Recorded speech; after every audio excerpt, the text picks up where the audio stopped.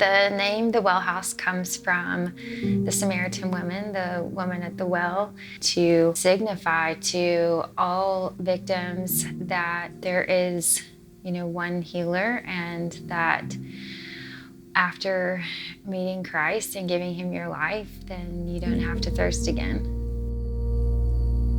Well, human trafficking is a horrendous crime, and it's happening all over our state, our cities, our nation, of course, globally.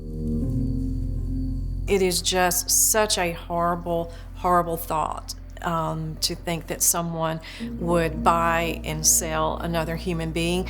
But it does happen. We know that because we've worked with over 600 victims of human trafficking. Survivors of human trafficking come to us with a vast set of needs that are unique and serious. No woman that has been through sex trafficking is a lost cause. Their lives can be transformed. We believe here at the Wellhouse that the main way that's going to happen is if they encounter Christ. The mission of the Wellhouse is to honor God by rescuing and providing opportunities for restoration to female survivors of human trafficking who have been sexually exploited. We want to offer them the opportunity to know Christ and that He is the living water and they can have a restored life. We're located in St. Clair County on 63 acres and have comprehensive residential services unique for this population of women. It starts with rescue, and that is a call to our 24-hour crisis line, either by a victim herself or a referring agency. And then we have several phases of programming that she'll go through along her journey here. We come from a multidisciplinary approach, trauma-informed care. We're meeting the client right where they are. We want to make sure they get the care that they need. We get her to a place of stabilization for a couple of weeks where our trauma therapist can do some important assessments to see how we can best help her. There is so much trauma there. Many of our women are in recovery. They begin that journey here at the Wellhouse.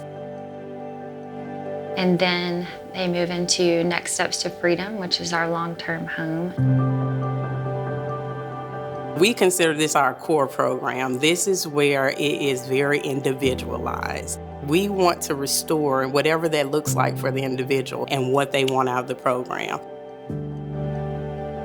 Financial classes, life skills, music, nutrition, all of those things, art therapy, equine therapy, those are all really important to the care that we provide and to the healing that we are really happy to offer.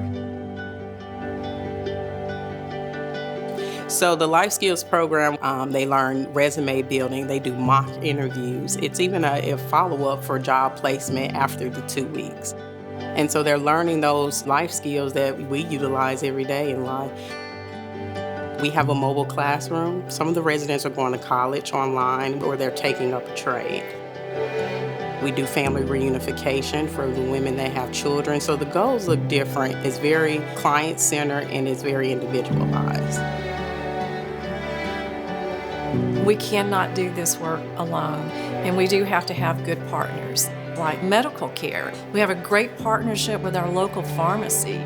People want to get their GED. They want to go back to college, so we have partnerships in those arenas.